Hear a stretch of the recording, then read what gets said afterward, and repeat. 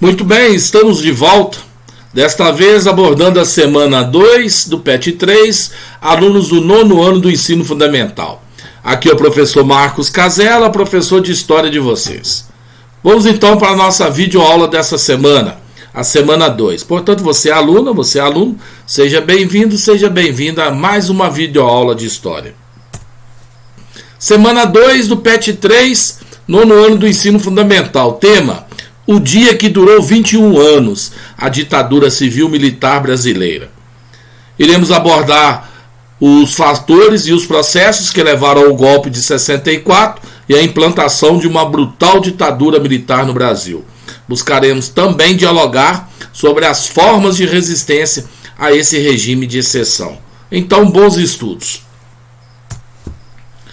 Falar da ditadura militar, a gente tem que analisar os antecedentes, né? E aí abordar o governo João Goulart. Com a renúncia de Jânio Quadros, militares conservadores tentaram impedir a posse de Jango, como era conhecido o vice-presidente de Jânio, João Goulart.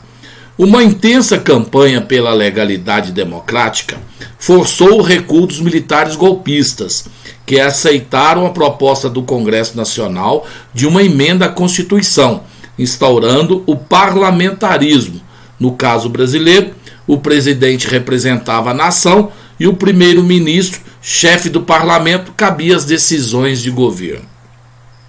No caso, o primeiro-ministro escolhido foi Tancredo Neves, que não conseguiu conciliar os grupos políticos e acabou renunciando. Alguns setores da sociedade pressionavam pela antecipação do plebiscito, que decidiria sobre o regime político que o país adotaria.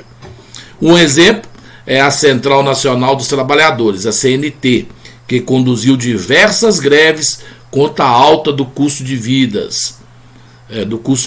melhor dizendo. Em janeiro de 1963, a população decidiu através do plebiscito e votou sim para o presidencialismo e não para o parlamentarismo.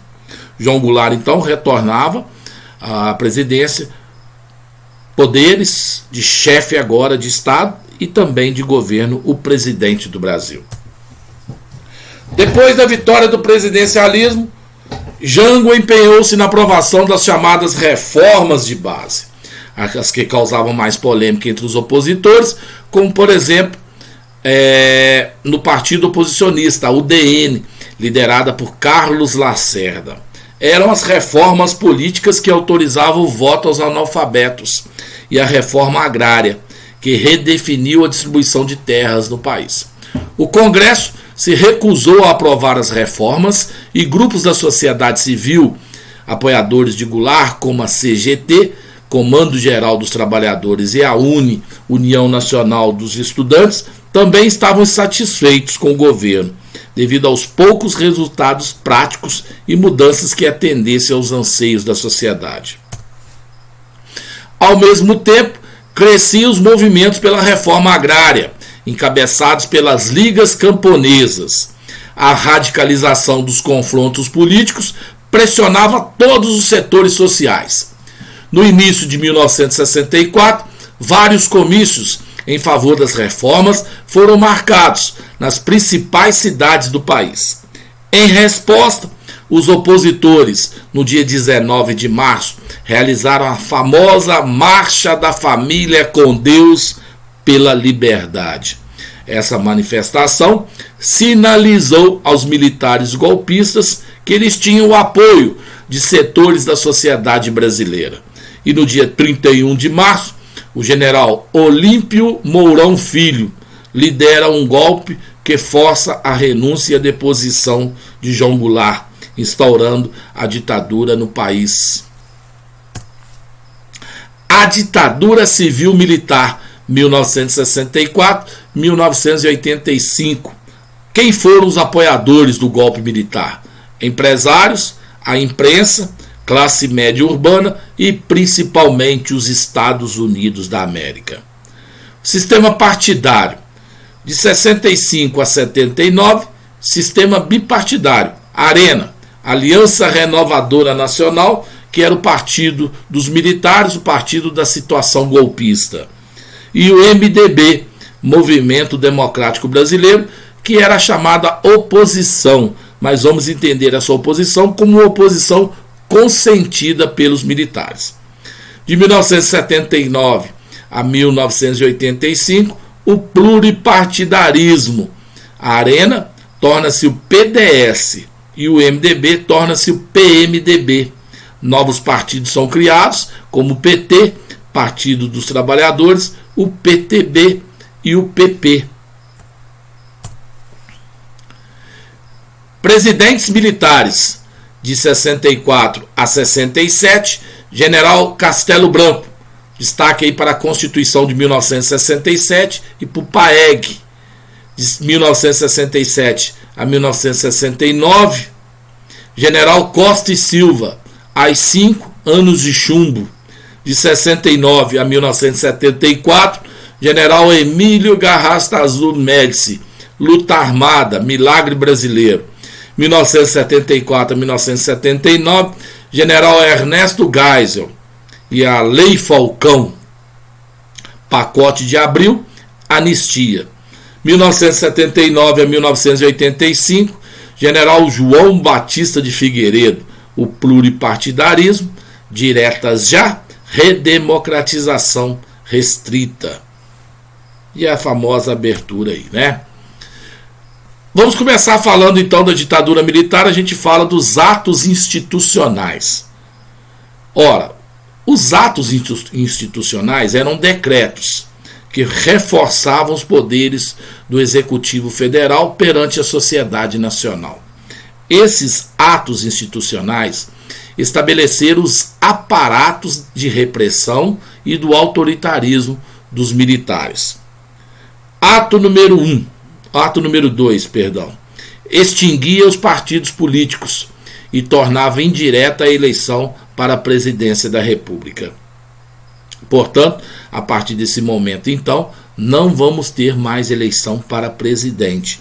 O presidente vai ser escolhido para os militares. E não vamos ter eleição também para governadores e prefeitos aí de cidades consideradas estratégicas.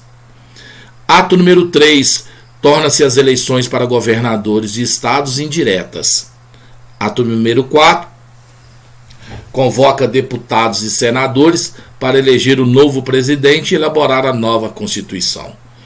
E o terrível ato institucional número 5, que determinou o fechamento do Congresso, estabeleceu severa censura aos meios de comunicação e os direitos civis e constitucionais são suspensos, como o direito de habeas corpus. Aparatos de repressão. Então, como que a ditadura funcionou? Através da censura, sequestro, tortura, execuções, prisões, ataques. Consequências: milhares de mortos e desaparecidos, corrupção não investigada, alta inflacionária, país altamente endividado, aumento exponencial da desigualdade socioeconômica.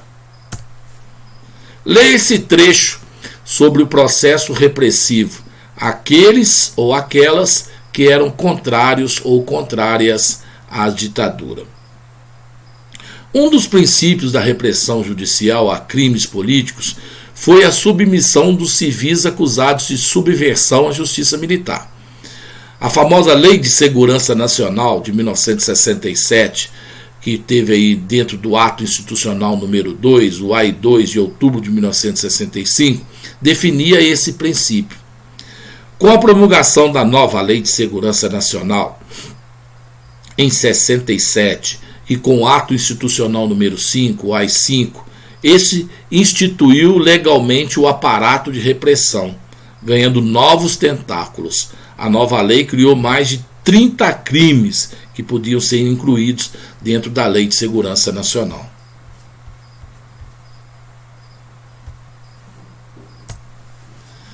A repressão ilegal autorizada, o Estado fora da lei. Além desses métodos legais de repressão que atingiram milhares de cidadãos e impactaram sobretudo sobre o sistema político partidário, militantes de causas sociais e sindicais, intelectuais e jornalistas, o regime se utilizou de métodos de repressões ilegal, mesmo à luz da legislação e dos princípios constitucionais que ele mesmo criou. Nem a Constituição de 1967 ou sua emenda ainda mais autoritária de 69 autorizavam a tortura ou a prisão de indivíduos mediante invasão de casas, prisões arbitrárias e etc. Mas não foi isso que observou na prática. Mas além disso, a partir de 70, principalmente até 75, criou-se a figura do desaparecido político, produzida pela prática de ocultação de cadáveres dos presos políticos mortos em condições de cativeiro, sejam em centros ilegais clandestinos, sejam em dependências oficiais das forças de segurança, como o DOI-CODE, ou delegacias especializadas em tortura. Simplesmente o cara desaparecia. Ele era preso numa blitz, por exemplo, acusado de ser subversivo à ordem, era torturado, torturas geralmente feitas no famoso pau de arara, torturas terríveis, e aí simplesmente o cara desaparecia.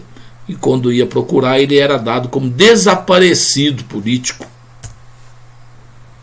Assim, então, a gente fecha a semana 2 do PET 3 para alunos e alunas do 9º ano do ensino fundamental. Muito obrigado a você que esteve comigo até agora. Daqui a pouquinho eu retorno trazendo a semana 3, do PET 3 9º ano. Enquanto isso, eu falo para você, ainda não se inscreveu no nosso canal? Se inscreva. Vídeo aula de Geografia e História, professores Verônica e Marcos Casella, ou Marcos Casella e Verônica. Lá você encontra vídeo aula de Geografia e História. Ative o sininho para receber notificações. Sempre que a gente postar uma coisa nova, você recebe notificação aí, tá ok? Portanto, aí o nosso canal está à disposição de você para compartilhamento no YouTube. Divulgue, ajude a gente aí, que a gente está fazendo essas aulas com muito carinho para vocês, tá ok? Muito obrigado por enquanto. Eu retorno já trazendo a próxima semana.